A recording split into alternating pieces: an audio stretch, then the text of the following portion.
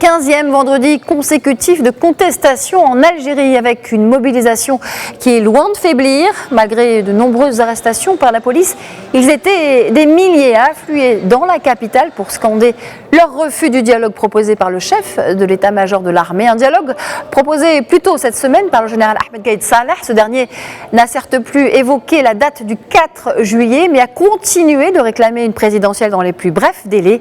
Massivement rejeté par les manifestants et sans candidat sérieux déclaré, le scrutin pour élire le successeur du président Bouteflika apparaît de plus en plus compromis.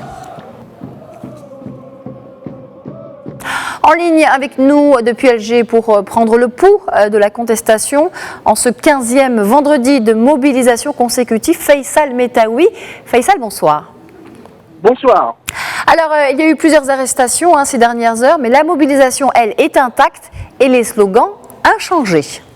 Absolument, et la mobilisation est beaucoup plus forte que le vendredi passé, c'est le dernier vendredi du Ramadan, et donc les Algériens sont effectivement sortis massivement dans au moins une trentaine de villes du pays, dans toutes les régions du pays, pour les mêmes slogans. Pratiquement, c'est refus de l'élection du 4 juillet prochain, refus et demande du départ du chef d'État par intérim Abdelkader Ben Salah et le Premier ministre Nordin Bedoui.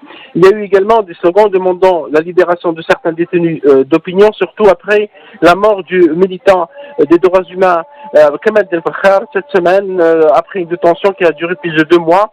Ils ont libéré les manifestants plutôt ont demandé la vérité et la justice sur cette mort en prison après une grève de la faim.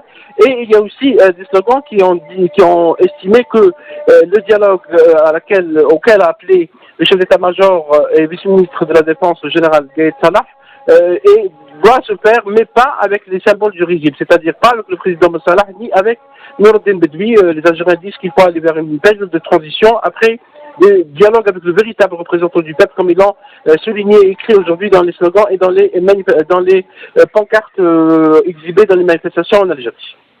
Faisal Metaoui, merci pour toutes ces précisions. Je rappelle que vous étiez en direct avec nous depuis Alger, que vous êtes le correspondant de Medi 1 en Algérie.